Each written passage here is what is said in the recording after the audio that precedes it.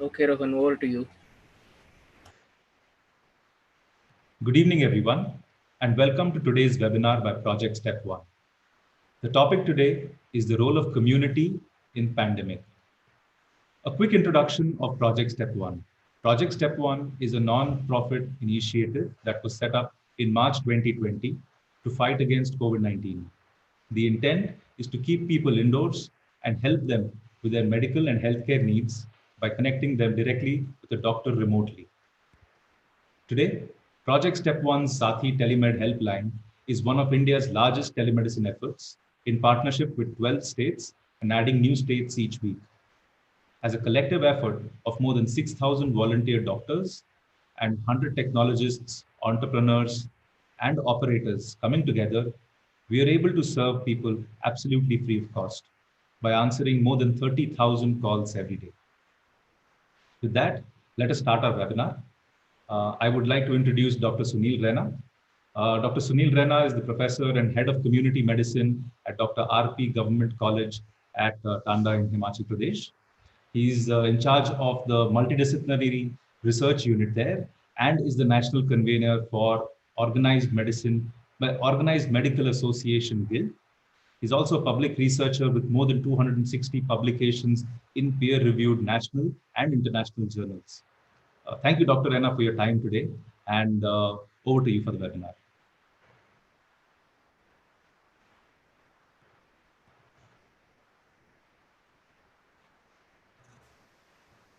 Dr. Rena, you're on mute. Right, this is fine. Yes, we can hear you now. Thank you.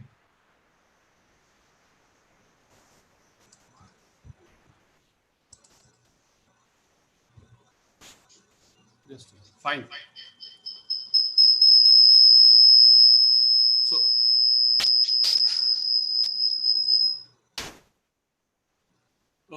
I think this technical glitches have been cleared now.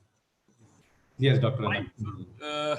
Rohan, I'm thankful to you for the kind introduction you had, and I'm also thankful to Step One for initiating this process.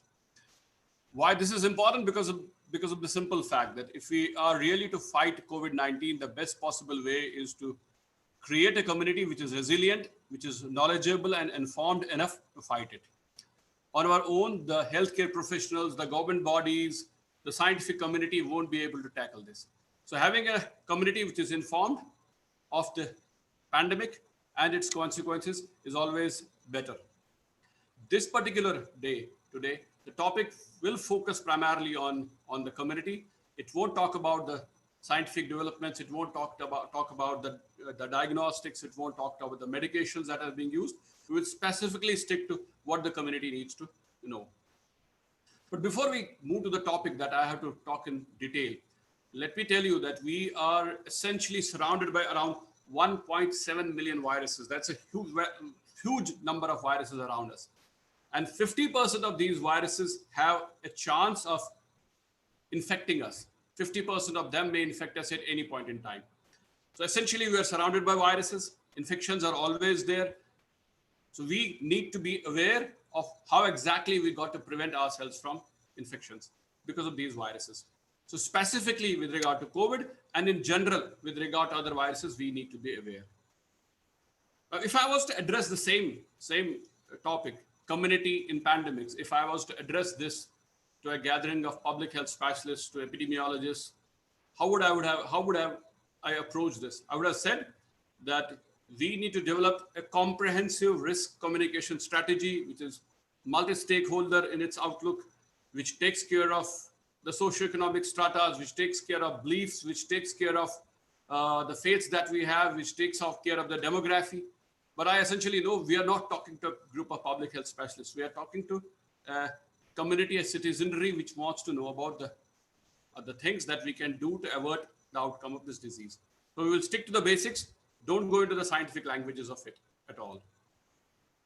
So to simplify it, what I would like to do is I have simplified this entire scientific debate into a strategy. And the strategy that I am using for purpose of mitigating the effects of COVID-19 has been given a name by me. I call it the 5-3-3-2 strategy. or 5,332 strategy. 5332 strategy. So what does this 5332 strategy means? The five in this 5332 strategy means five things that we need to know about the disease, COVID-19, three things that we need to remember about it. So if we have to tackle this disease, there are three basic things that we will need to remember for a long period of time. So three things that we need to remember about this disease, three things that we need to follow with regard to preventing the outcome of this disease, effects of this disease. And the last two, the two, is what we need to do if we need to understand how exactly we will be safe with regard to this disease. So this 5-3-3-2 strategy. But before we talk about this strategy in detail, I would like to tell you one basic thing. Every time there is a pandemic, it is generally of twin nature. It is not a single pandemic. Pandemics generally don't come in singles, they come in twins. The first pandemic is the pandemic that is being created by the virus or the bacteria, which leads to the pandemic itself. So the virus or the bacteria leads to the pandemic. What it brings when it comes to us, when the pandemic comes to us, what it brings with itself is a pandemic of fear. So we have two pandemics at our hand. One is the pandemic because of the virus, COVID-19, and second is the pandemic because of the fear of uncertainty. We are not very much aware of how exactly this pandemic is going to influence us in a long period of time. So that fear is creating a problem. So when there is fear, we generally use our resources, we use our technologies in a very haphazard and bizarre manner. And we are not able to tackle the problem at our hand. So the first and the foremost thing that I will request to all of you is to let go fear. Don't be afraid of this pandemic. But it seems very easy when we say this, that let go fear, don't be afraid of this pandemic. People ask, it's such a big issue. World over countries are being troubled by this pandemic. How can we make ourselves be fearless about this pandemic? Probably the answer lies in what we have been taught from day one in our life when we were growing up. Knowledge is the key. Being aware, being informed about the pandemic, trying to understand how exactly it unfolds will make us less fearful. Something what Lord Krishna always keeps saying in Bhagavad Gita. So let go the fear by the power of knowledge. Be informed and we'll be able to conquer this disease. Right. So with these words, we unfold the strategy which I earlier labeled as 5-3-3-2 strategy. So as I said, the first part of this strategy is 5. What we need to know. What are the 5 important things that we need to know about this disease? Those fundamental 5 things, what are they? Now, if we look at this disease, the first fundamental thing that has to be known is that the disease is COVID-19 or coronavirus disease 19 because it came up in the year 19.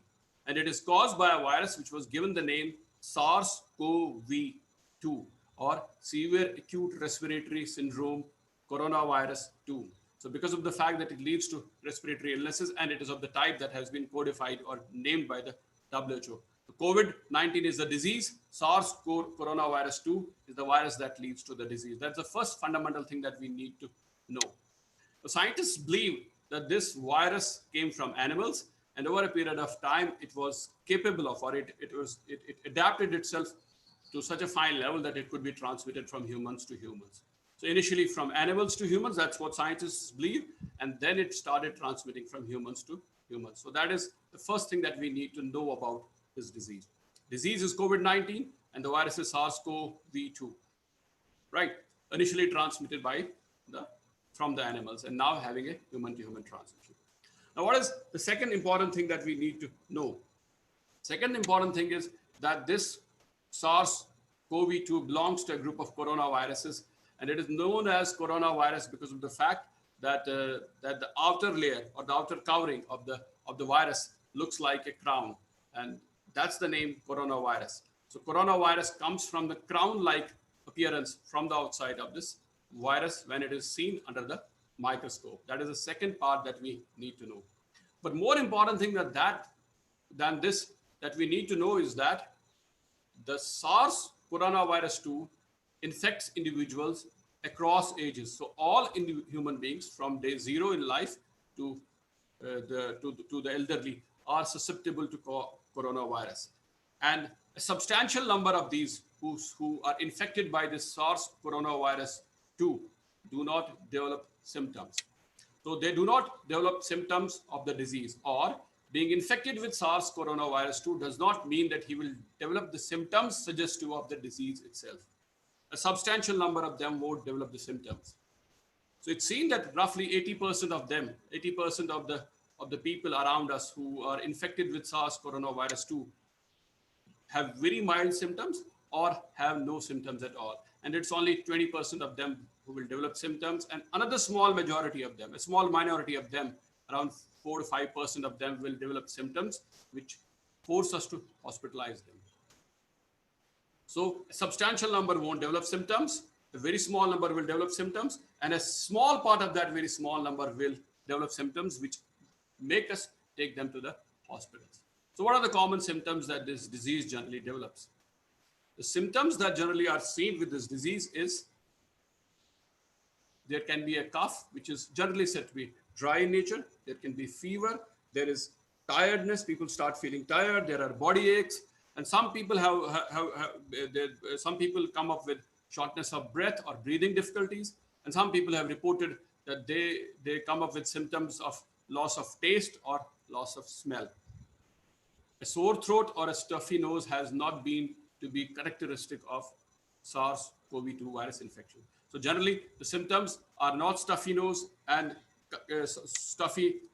sore throat. Symptoms are a cough, which is dry in nature, fever, shortness of breath, tiredness, generalized body aches. These are general symptoms with regard to SARS coronavirus 2 infections.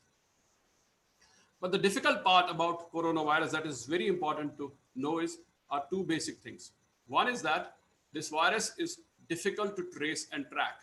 Now, what do we mean by this difficult to trace and track? Now, most of us have at some point of time been infected with common cold. So supposedly I develop a common cold. Most of the times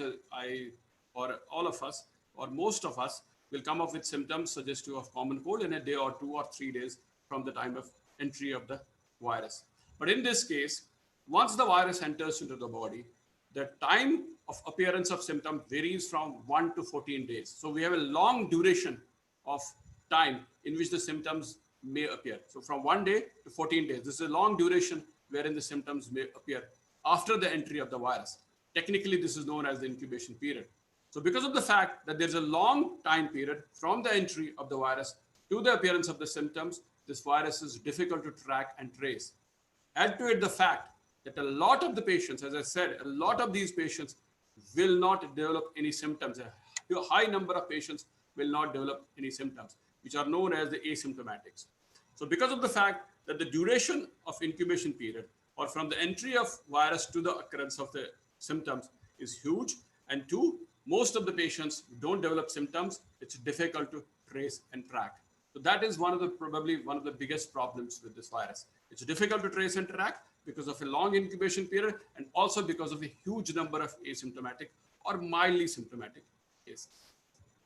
So these were the 5 fundamental things that we needed to know about this virus when we move into the other strategies of other parts of the strategy that we have devised for this particular pandemic.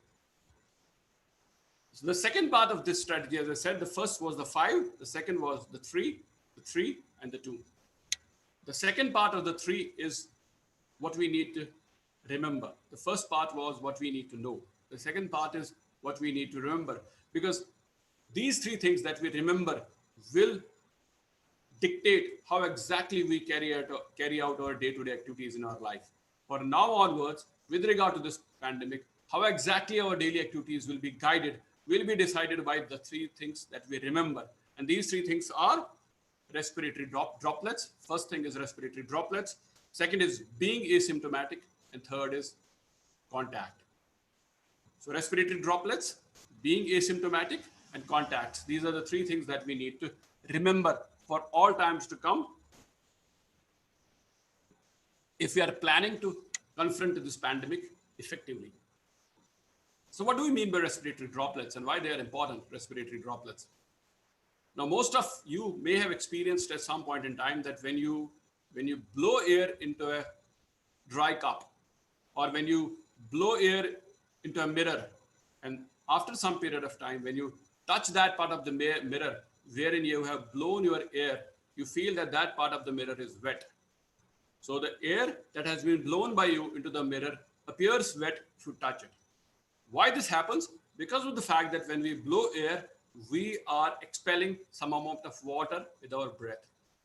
So every time we talk, every time we cough, every time we sneeze, we are putting out respiratory droplets into the atmosphere. Of course, the amount and force of putting out these respiratory droplets into the atmosphere varies. When you talk, the lesser amount of respiratory droplets will go, or the lesser will be the force with which respiratory droplets will be pushed. When we cough, the force will be more, or more amount of respiratory droplets will be pushed. When we sneeze, the intensity, the force, the number will increase. Right? But the bottom line is that respiratory droplets will always come, whether we talk, whether we cough, or whether we sneeze. And these respiratory droplets come from our lungs, they come from our mouth, they come from our nose. And these respiratory droplets are the key as far as occurrence of infection because of coronavirus is concerned. Because it's the direct or the indirect contact with these respiratory droplets that leads to a person being infected. So a person A with infection, he passes these respiratory droplets, and person B picks up these respiratory droplets directly or indirectly, leads to occurrence of infection. So this takes me to the second point in remembering. The first point in remembering was respiratory droplets. The second point in remembering was being asymptomatic. Now, as I said previously as well, now most of the times when we move around the community, when we go to the grocery shops, when we go to our offices, when we go to the playgrounds to play, we are always sort of warned by a person who is coughing or sneezing. So if you find someone around who is coughing or sneezing, so you may be slightly warned, and you will warned about the fact that this person may be carrying an infection. So we'll tend to stay away from that person. But as I said, a large majority of people who are infected with coronavirus may not develop symptoms, but they will still continue to transmit infection to the other person. So if a person A has the virus in him but does not have the disease, he may still transmit this virus to somebody else. He may transmit this virus without sneezing, he may transmit it without coughing, he may transmit this virus while talking with some other person. So this is the second important thing that we need to remember. First point to remember was that respiratory droplets occur, and respiratory droplets are the main cause of transmission of infection from one person to another, from person A to person B. Second point to remember is that in spite of the fact that somebody may not be symptomatic, he may not be coughing, sneezing, may not have fever, he still may be able to transmit this virus from one person to another while talking. The third point that has to be remembered, and that is vital for our follow-up, is contact. So there are two basic types of contact which are important as far as this viral disease is concerned, as far as transmission of infection from one person to another is concerned. One is known as direct contact. So what do we mean by direct contact? So when a person A, for example, again we move to the same example, when a person A coughs or sneezes or talks, and the respiratory droplets expelled by him are directly picked by a person B. So the respiratory droplets from person A fall on the mouth, the nose, the hands, the eyes, or the body of person B. There is a direct contact of infectious agent from A to B. This is known as direct contact. So when A directly transmits the virus through his respiratory droplets to person B, this is known as direct contact. And this is an important source of infection. This is a very important source of infection, which is visible out there. The second is an indirect source of infection. Indirect source of infection. So how does that happen? Now imagine a person is coughing or sneezing, and his respiratory droplets fall on surfaces that are there in your vicinity. A tabletop, a mobile phone, a computer keyboard, a doorknob, any of these, a chair on which this respiratory droplets fall. and these respiratory droplets are accidentally touched by your bare hands. So respiratory droplets from person A falling on surfaces which are accidentally touched by person B will be another source of infection.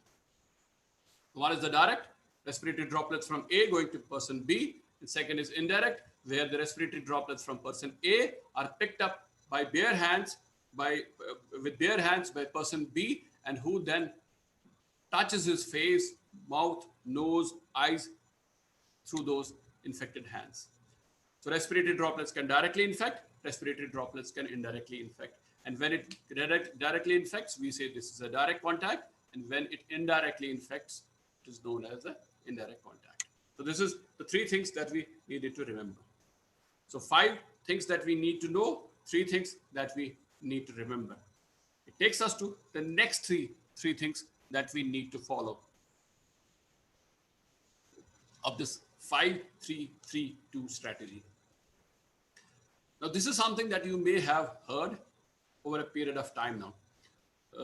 In fact, since February, when we started taking care of, when we started getting noticed for coronavirus, or we started taking care of the patients in the late March with regard to coronavirus patients, COVID-19 patients, we realized that three strategies exist at that point in time.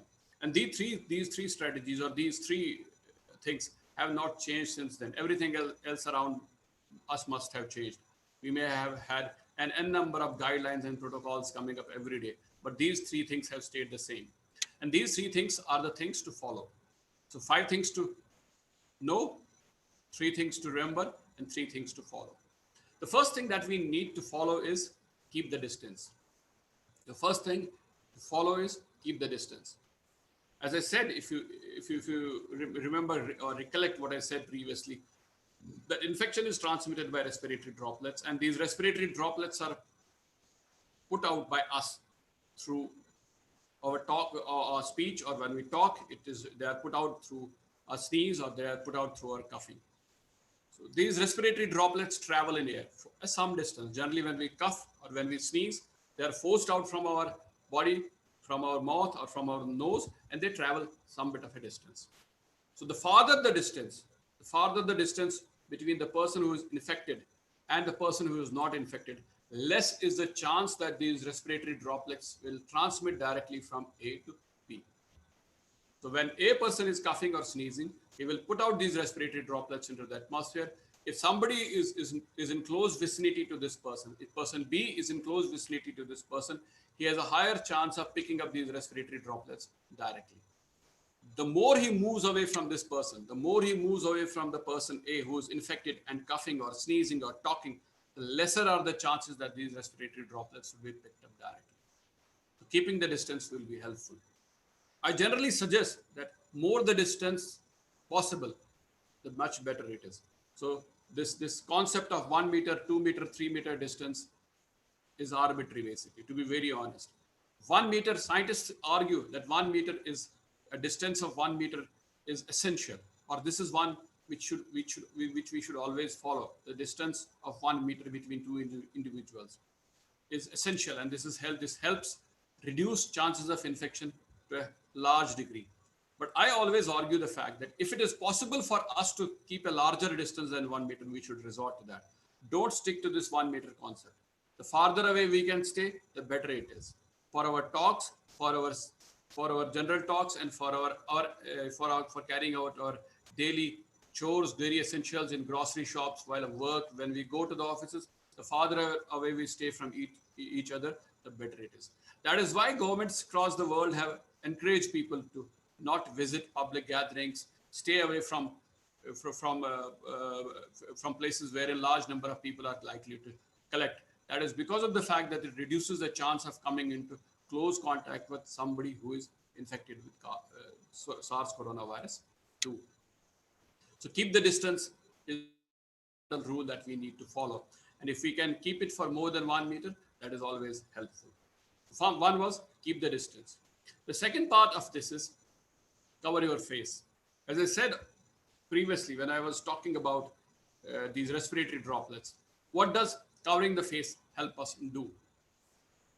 Now, what does this do? this covering the face creates a physical barrier for our respiratory droplets to traverse.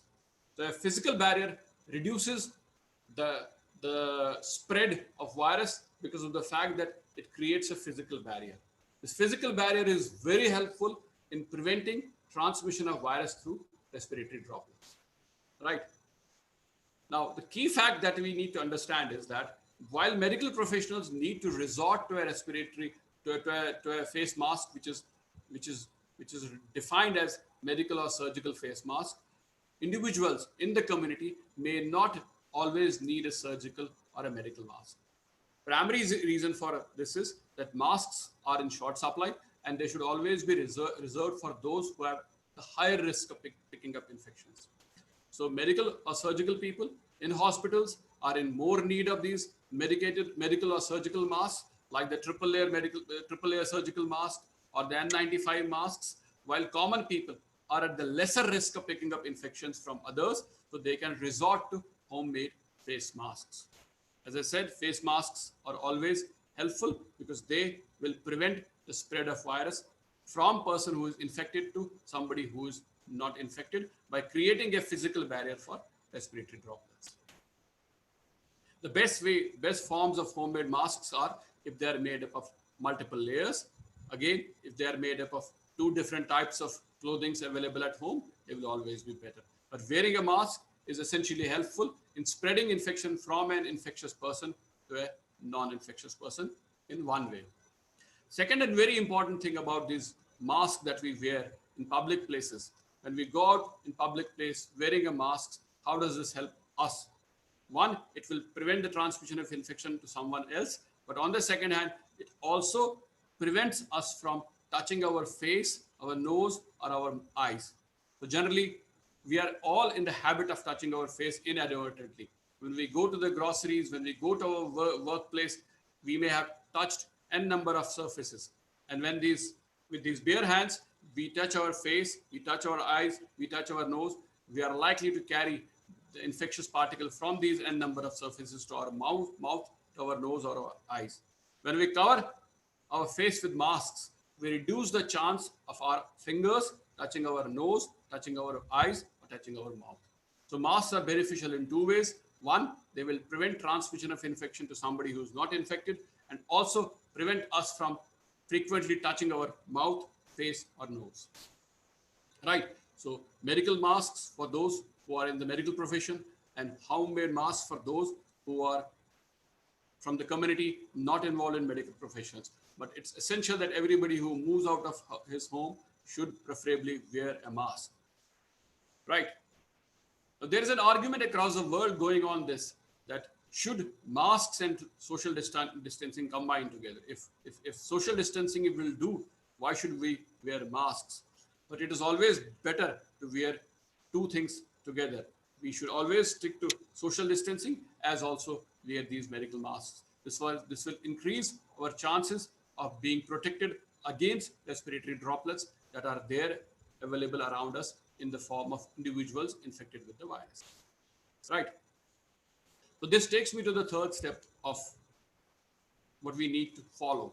First was keep the distance. Second was wear masks. And third is wash our hands. This is very, very important. Now, if you look around the world at this point in time, there is not much available in terms of tackling this disease. We don't have antivirals. We don't have the vaccines available with us, and we don't have huge public health intervention measures which will prevent the occurrence of this disease. But what we have in our arsenal is this hand washing. Hand washing is a fundamental way of preventing the occurrence of this infection. Now, how does hand washing help? Now, as I said, if we don't come into direct contact with an individual, if we keep the distance, wear masks, but our hands, bare hands, are still able to pick up infection when they touch the surfaces. So every time they touch the surface, this surface may have been infected by a person who may have been coughing, sneezing, or talking. And these bare hands, which touch these surfaces, they touch our face. With our bare hands, as I said, we are in the frequent habit of touching our face, our nose, or mouth. And we pick up the infection which was there lying on those surfaces. and through our hands, we take it onto ourselves. So every time we move out and every time we think that we have touched something, we should wash our hands. So washing hands is one fundamental way of preventing occurrence of infection. Now, washing hands, what does washing hands do basically? Washing hands probably exploits the weakness that is there in this coronavirus. Imagine your hands are soiled with grease or your hands are soiled with oil while you are cooking. How do you get rid of that oil or grease? You take up your hands, wash them with soap. The more you use the soap, for the longer duration you wash your hands, higher is the chance that this grease or this oil on your hands get washed off. Now, coronavirus has a fatty outer layer covering. It has an outer covering which is made up of fat.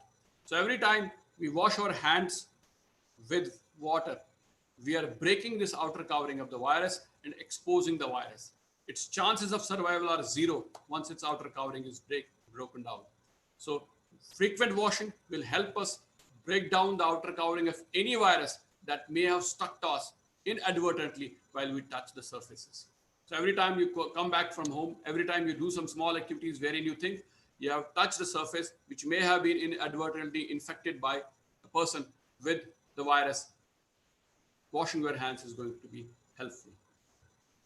And washing your hands is essentially going to be helpful in all daily activities that you do with regard to your household chores. For example, you purchase items from the market, you wash your hands, you are reducing the chance of picking up the infection. You purchase grocery from the market, come back, wash your hands, you are reducing the chance of picking up the infection.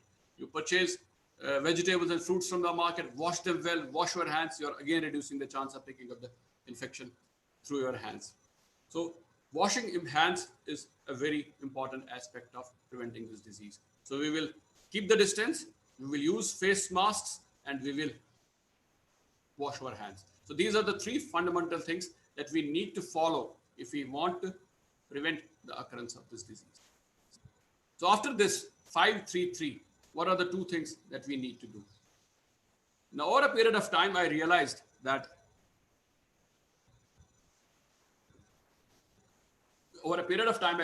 people have more or less been talked about these three things in detail. They have been talked about social distancing, they have been talked about masks, and they have been talked about in detail with regard to hand wash. But one thing they have not been talked about is tracing your contacts. Now, contact tracing is something that we hear a lot in our medical literature, in our public health dialogues. If you hear in news bulletins when they talk that the contact tracing for some patient A was done over a period of time. But contact tracing can be done at home as well. And this is an essential element that all of you should do. You should practice. You should start doing this in your home. What does contact tracing mean? And how do we analyze contact tracing? What I suggest is that if you are a 5-member family, and each member is given a number or a name or an alphabet. So for A, B, C, D, and E, these are 5 members of your family. Now, each member of family makes an effort to trace his contacts, to track his contacts for last 4 to 5 days. So person A tracks his contacts that he has come in contact with for last 3-4 days. So he says that these are the 10 people that I have come in contact in last 10 days or last 5 days or last 4 days. We can fix the dates. Maybe 1 week is a good time to fix. Person B says that I have come in contact with 4 people or 5 people. Person C says I have come in contact with 7 people. Person D says that I have come in contact with 20 people. Person E says I have come in contact with 15 people. He makes a list of all these people he has come in contact with. Then he starts analyzing it. The first analysis should be the people with whom he has come in contact, whether they were symptomatic or they were not. So person A says that all 5 people that he came in contact with, they didn't have any symptom of the disease. The second point that he needs to recollect, everybody of them needs to recollect, that was all of these 5 persons following the measures of social distancing, masks, or hand washing. Do they follow this or not? So second point of interest will be, or second point of analysis is whether all of those persons who come in contact with person A follow the basic fundamental rules of preventing the disease. 1, none of them was symptomatic, or some of them were symptomatic, Second, do all of these follow the fundamental principles of social distancing, hand washing, or wearing a face mask. Third thing that has to be analyzed by all of us in our family, of all these people who are there in the family, that was my contact with these five people financially, or ethically justified? So, was this essential that I should meet these five people? Was this justified for my living? Was this justified financially? Because if I won't meet these five person, I won't be able to survive. Was this necessary? Second part is, was it ethically needed? Do I need to talk to these five people? Do I need to meet these five people? So all five members of your family need to justify the number of contacts they have had in their 5 last days or 7 last days, in terms of their financial importance and in terms of their ethical importance. So once this tree is created, your analysis is complete. You will need to know which family member of yours is meeting how many people, how many of them are potentially infectious, how many of them are not following the fundamental rules of preventing themselves from infection, and how many of them are adding to the financial or ethical reasons of this family. There may be people who go just out for fun, so you should be able to rule them out. So this is the person who goes out of his home for fun, not because of the fact that he has to do some duties, but he's going out of fun, and he comes in contact with 20 different people who are not following the rules. So you need to sit down with this person, tell him that you may be a potential source of infection to this family, prevent him from doing what he is doing at this point in time. This is very important for all families. Do contact tracing, identify those. The second part of this contact tracing should be, what is the number of people with whom your elderly, diseased, comorbid condition patients are coming in contact with. So I have a person who is 65 years or 70 years of age in my family. How many persons does he come into contact with? I have a person who is a diabetic, who is a comorbid patient. So how many patients or how many persons does this person come in contact with? Again, this will be important for me to list, because I would like that my elderly or my family members with a comorbid condition should come in contact with lesser number of people than my healthier family members. My healthier immune family members have a lesser chance of picking up the infection, while those who are comorbid, elderly, have a higher chance of picking up severe form of infection. So I would like to ensure that my elderly and my family members with comorbid condition have lesser number of contacts than my healthier family members. Right. This will also help me plan with regard to my daily activities. So whom should I send to marketplace to purchase items? So I should preferably send somebody who is younger, without a comorbidity, is more reliable, has lesser contacts because of the fact that he is more careful with whom he is coming in contact, is able to follow the rules better. So that person should be the one whom I send to the market to make purchases, and not the one who is meeting an n number of people, and those out of those n number of people, a large majority are not following the rules. So this is something that we all need to develop. Make a tree, make a contact tree, analyze that contact tree, and on the basis of that, develop a strategy for the family. So the last part of the two is, so we had the 5, the 3, and 2. The last part of the two is, after listing contacts, is information. As I said, information is key. I keep saying, if this world will be, the future of this world will be decided by the information that it provides. Information will guide everything in this world in future. The information is key. So where do we get our information from? This is very important again. So what do we do in our family? So again, we pick up every member of the family. If we have 5 members in the family, we code them A, B, C, D, and ask them to list their most common sources or most important sources of information. So whether they are taking their information from TikTok, whether they are taking their information from WhatsApp, whether they are taking their information from Facebook, whether they are taking their information from Twitter, whether they are taking their information from news. So ask them to list their information source. So you will see that most of them will be able to list a number of sources from which this information is being picked up, or whether they have listened it from from somebody in the family, some adult member of the family. So once we have the list of people with whom, from whom list of sources from this information has been collected, we need to analyze these sources. Now, whether these sources are authentic, whether the sources from which this information has been taken up is authentic. So what do we do is that if most of the information in my family or my family members, most of the information is coming from, for example, from TikTok, should I discard this information or not? Essentially, I should be discarding any information which does not seem to be authentic. A year or back, in fact, 2, 3 years back, we did a study with regard to the available videos on a digital platform. I won't name the digital platform. We searched the available videos on neuropathy, and we searched n number of videos. We searched around 200 videos on neuropathy on a digital platform, and we wanted to see how authentic the information is there on that digital platform.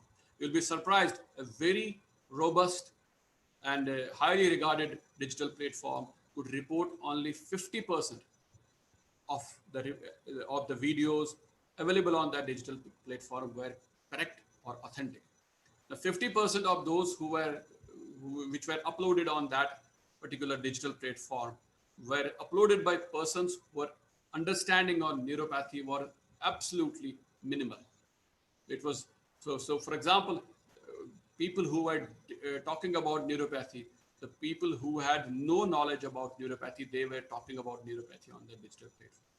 So that's something that happens with some of the robust digital platforms who take care of what is being streamed on their digital platform. So every time we see information, we should check it for our authenticity. Talk to someone around us, speak to the people who are experts in the field, and check whether this information is correct or not. Second important thing about information is don't forward information without checking its authenticity. So once we have checked the authenticity, then only forward. Wait, sleep over the information. Take your time and check this information whether this is correct or not. If you find this information is correct, has been verified from few other sources, then only forward it. Because information, as I said, will be the key in mitigating or in fighting this pandemic of COVID-19. So this is something that I have summed up, or this is something that I have summed up with regard to what communities should be knowing about COVID-19. But as I said, it is very important that we should not panic, we should not fear because of COVID-19.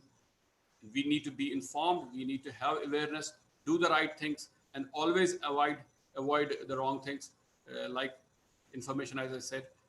Then and then only we will be able to take care of this COVID-19. Human resilience is something that has always triumphed over every odds. We are here to survive, and it's not possible that this pandemic of COVID-19 is going to kill our spirit of survival. So we will survive well, and we will survive with a fight. So be safe, stay safe, be informed, and don't fear. Thank you. Thank you, Dr. Raina. That was a very, very informative session. I think a lot of viewers will gain a lot of value out of this. Uh, we also have a few questions from the viewers who are logged in right now, and it would be great if you could give us your opinion about these. Absolutely. If I'm able to answer them now, I will answer them now. And if I'm not able to answer them now, if I think I'm not very correct with my information on those particular questions, I will come back, read them, and would like to reply them later on. Thank you, Dr. Raina. So the first question is from Debadyuti Sahu. The question is, for hand washing, between soap cake and liquid soap, which one is better, and which one would you recommend? As I said, if the listener has listened to what I say, every soap is good. You don't need to qualify soaps. The important thing about soap is the time spent in washing your hands and the way your hands are washed. Any soap will do. As I said, take the cue from the fact that you apply some oil on your hands, use soap, whatever type you have, use plenty of water, and see whether that soap is able to rub off your oil or not. If it does, the soap is good enough. So the cue is wash it for a longer duration of time, use soap, and wash all corners of your hand. Don't leave any part of your hand without being washed. That's the cue for hand washing. All soaps are the same. Don't need to name a soap. That is very helpful, Dr. Raina. Um, I think we see a lot of communication around new kind of soaps which keep coming up in the market, and we always like to believe new is better. But I think this is a very fair point that you're saying for what we're trying to do right now. I think the way you said is what we should do. The next question is from Aradhya Abrol. The question is washing groceries and vegetables with running water enough? Uh, Now, if I'm correct, he's a student of mine. Anyways, uh, now this is there is a fundamental uh, answer in this. Now, do groceries or do vegetables carry the virus? Yes and no. Yes, because of the fact that all surfaces will carry a virus. If it is spit on, if it is coughed on, if it is sneezed on, it may carry a virus, right?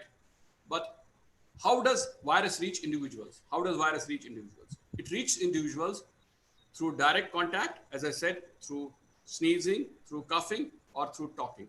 Or it reaches individuals by touching the surfaces that are infected, and then you touch it touch your face, your hands, your eyes, your nose from those hands which have touched these surfaces.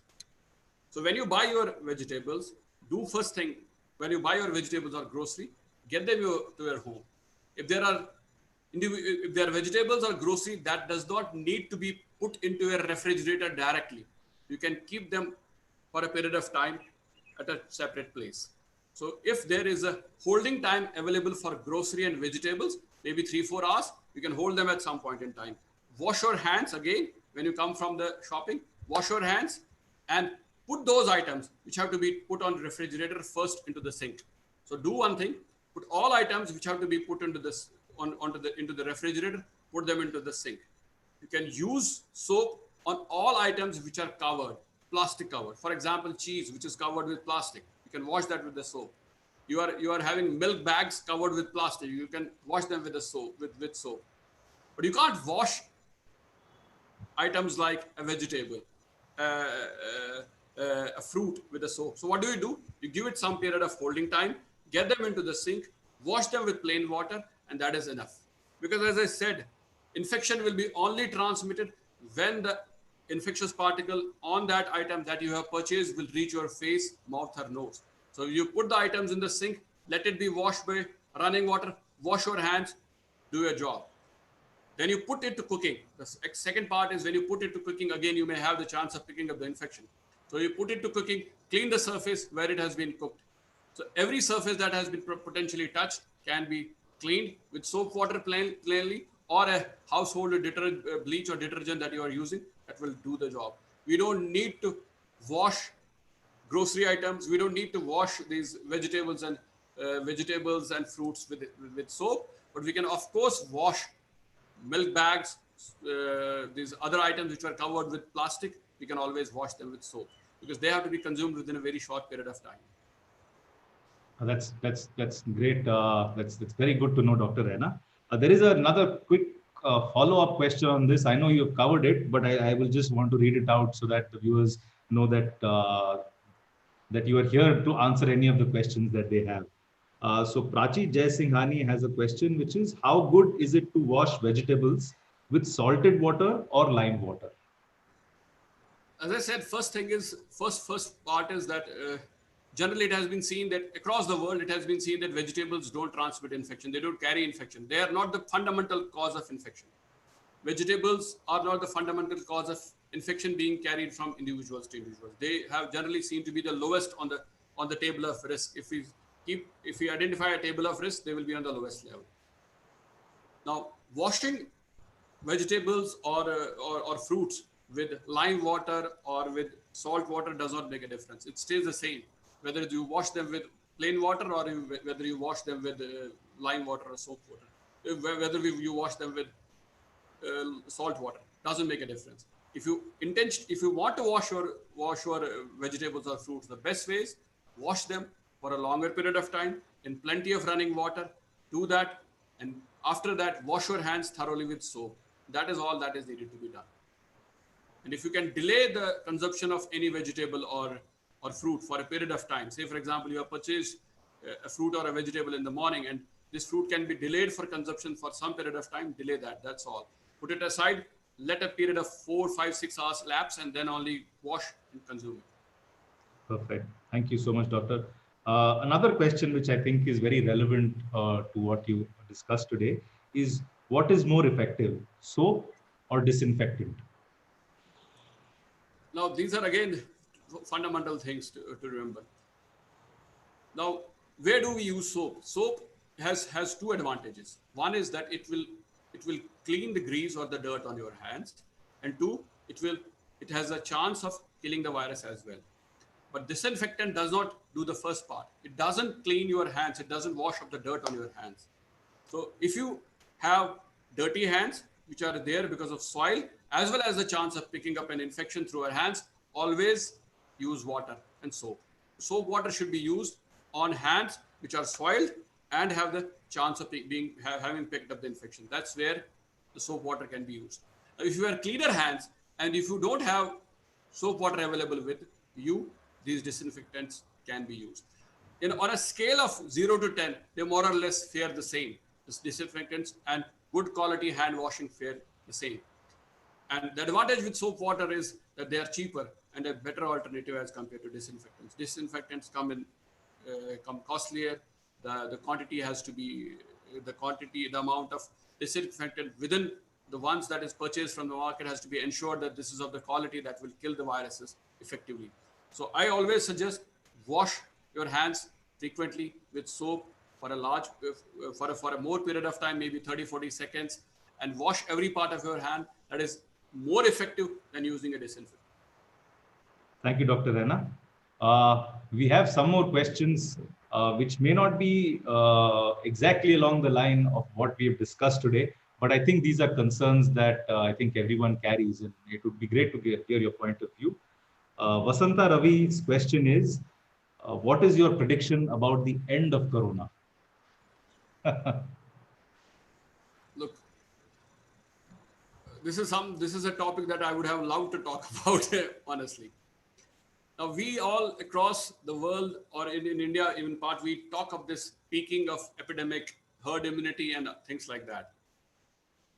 Now, if I do one thing today, if I do test an entire population of India today only, if I test 120, 130 crore of Indians today, so those who test positive will be the peak for me today only.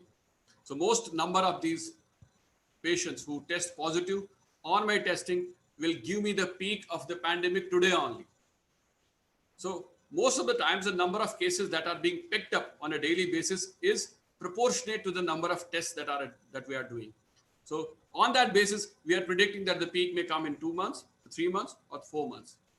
What I would suggest to people is that if we do not see, if we don't see that infectious pandemic subsiding till our winter months, and if we see a second peak of in our winter months, then we are in for a trouble.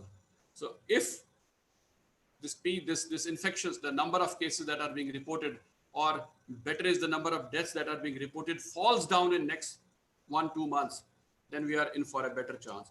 Otherwise, this pandemic is going to stay with us for a long period of time. It may be 10, 12, 50 years, or even a lifetime. It's not going to go away. The intensity, the proportion, the killing power of this pandemic may go away, but it will stay with us for a long period of time. Thank you for that, Dr. Rana. I think we should all, therefore, definitely follow the recommendations you have given us today. There is one more question, which I think is which is not along the lines of what has been discussed, and maybe you would like to shed some light on it. Does the pandemic affect the memory of the individual? Now, again, I say the pandemic is only 3 months old. It has been there since, if you look at the earliest, it came up in December, January, February, March, 4 months, 5 months, 6 months now. In India, it has been 3 months. So 6 months of pandemic.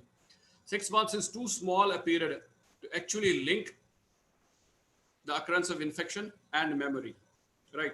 Memory is basically a complex thing. It's not a very simple thing which doesn't justify a solution or an answer in 1:1 formula.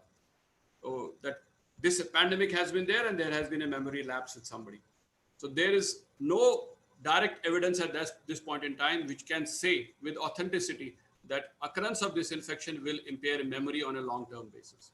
There is no literature available in the medical field at this point in time.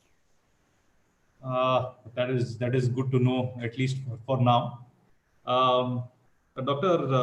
Raina, there is one more question. So what we will do is we will take, I think, maybe a couple of more questions, and then maybe if you have a short closing remark, we will take that and then look to bring the webinar to a close. One question is from Chandral Kartikeya Singh. Will it be a good decision to open public transportation at this moment when the number of cases are continuously rising? So this is in the public domain nowadays. People have compared the decision on lockdowns and opening up across the world with what we do in India. People say that across the world, the lockdowns were imposed when the cases were rising and lockdowns were lifted when the cases were falling. While in India, we had a rising number of cases and we unlocked in India. Now, we need to remember one thing. Lockdowns cannot be there for entirety. It is not possible that we have the lockdowns for a long period of time. It's typically not possible. So what was the role of these lockdowns? Essentially, the role of these lockdowns was we wanted to freeze time. So why did we want to freeze time? We wanted to freeze time because we wanted to gain advantage over the virus in terms of being better prepared for the virus. So are we better prepared? We may have differences of opinion on that. So is India better prepared for this now or not? So we may have differing opinions on that. But it is very essential to remember that at some point in time, we had to unlock, and it was essential that we unlock after maybe 2-3 months of time. Now, what do we do in this unlock period now? So in this unlock period, we can resume our activity, but the basic fundamental caution should always be taken care of. Because we have a rising number of cases. So if we don't adhere to the fundamentals of hand washing, keep the distance, and face cover, we will increase the chances of this pandemic going berserk. We will let it loose. The problem with this pandemic is, I again refer to the problem with this pandemic is not in terms of numbers. I'm not really worried about numbers. We have a population of 132 crore people. So our numbers may be on the higher side. What is good about India at this point in time is that we don't see a high number of deaths. Mortality is low in India, despite the fact that our cases are rising, but we are still able to keep the level of our mortality at below 3%, which is good, essentially good. So maybe if I have, at this point in time, I have 50 lakh patients of 50 lakh tests done, and if I have around 2.5 lakh patients of coronavirus positive and around 4 to 5,000 of deaths, I'm doing well. Because of the fact that there will be an n number of underlying patients who may be having the disease and not showing the symptoms, but are not dying. Because with or without symptoms, any patient who has picked up the disease and has not reported to the system that is existing in this time may have died because of the disease. So a person who has not come into the system, he has not been diagnosed with the disease, but has the disease, may have died. But we are seeing less number of deaths. So that is the positive about it. So with regard to the question that is specific to this particular gentleman who has asked, we should start the transport and we should follow the rules. We should always wear the mask, keep the social distance, transportation should be there. What I am averse to at this point in time is opening of schools and colleges. I am not fundamentally in favor of opening of schools and colleges.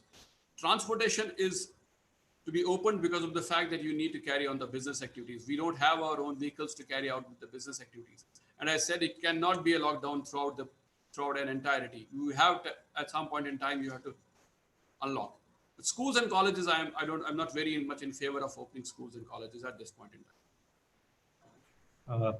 Thank you, Dr. Rena. I think that's a very, very fair point. All of us face these challenges, and your suggestion on using public transport but maintaining all the precautions is very, very valid. I think we'll take this last question, and it's a very I think it's a question that all of us have faced over the last couple of months, which is wearing a mask sometimes hinders easy breathing. What is your suggestion around that? Wearing a mask for a very long period of time should be avoided. So when do we wear a mask? Supposedly I'm going to shop for something and I enter into a shop which is crowded, which is wherein already 4 or 5 people are there. So I need to wear a mask in such a situation. But I'm going on a morning walk wherein I'm least like to encounter any other individual from close distance. I can go without a mask. So we need to prioritize when exactly do we wear the mask. In my own home, I am with my own family members. I know how my family members have been doing for last 5 days, 7 days. I can put off my mask. But every time you go into a place which is crowded, wherein individuals are there who may have the infection, it is advisable we wear a mask. We should wear a mask. And the fact is that it is suffocating, it does impair your breathing, is the key that should determine our wearing of mask. So maybe if we have a period of 12 hours in a day, we venture out for 2 hours in a crowded place, wear the mask, come back, wash it up with the home-based detergent soap, dry it out, and put it off. But for all public places, we should stick to masks. That is very fair, I think, Dr. Anna. I think it is sometimes we see people in the mornings going for a walk with that. I think, like you mentioned, it is not advisable at that point in time. Obviously, if you run with the mask, you will always have a chance of landing in trouble. Thank you, Dr. Anna. I think with that, we would like to sum up the webinar today. It's been a privilege and an honor to have you speak to everybody here, and we would urge everyone to follow the suggestions and recommendations that you have given. And if you have any closing remarks, we would love to hear that. And with that, we would close it. Uh, Thank you, Rohan, for giving me the opportunity and not talking of the technical glitches that we had in the beginning. It ended up smoothly. That was the better part of it. All is well that ends well. And we all have had a problem with this technical parts, the technical part of having webinars and streaming them live. So maybe with the passage of time, we will learn them better. We will be able to communicate better. And it is always well to listen to people, how exactly do they feel, and respond to their queries. If I'm able to satisfy them, it's always good. And if at some point in time I have not been able to satisfy them, as I said, it's not possible for every individual to know everything at all points in time. We are all human beings. We may all make mistakes. So if there is any query that has been unanswered or that has remained unanswered at this point in time, you can always call me back, talk to me. I'm ready to answer them, willing to answer them, answer all of them. And together maybe try to find out the solutions. I keep saying this social distancing or wearing a mask or the fact of hand washing, they are essentially made with a vision that people are going to follow them with comfort. But there are certain individuals or certain parts of our society for whom it may not be very comfortable to wear masks, to keep the social distance, or keep the hand wash, or wash vegetables as you would like to do, because they live in small rooms, small houses, one room hutments. For them, social distancing is a dream that is not possible for them. Or hand washing, they may not have the running water for them to wash their hands. They may not have the running water to wash their vegetables or those packed foods. So the fundamental point among communities is I always say this, that communities have a resilience to fight back. Communities develop their own ways of how fighting pandemics or fighting disasters. I will encourage communities, those communities which don't have the powers, which don't have the convenience of using these social distancing or wearing of masks or hand washing, to innovate, to find better ways or newer ways, to find an effective way of being able to do the same, to reap the same benefits that these three things are able to deliver. For example, I've been venturing about this, thinking about this that whether wearing a face mask and hand washing and keeping the social distance is almost equal to washing your room on a daily basis, using a wet mop and cleaning your floor on a daily basis. So will it be as effective as washing your hands, or will it be as effective as keeping the distance? So probably we need to innovate, find better ways to reach a larger population, because unless and until this idea of mitigating the effects of this pandemic are national, across sectors, across populations, across demography, across socioeconomic strata, and multi-stakeholder, we won't be able to confront this. So that's what my take is on this. Thank you. Perfect. Thank you so much for your thoughts, Dr. Rana. I think it's been a very informative session. We've all learned a lot today. And thank you once again for sharing your time and your wisdom with us. Thank you. Prajwal, we done?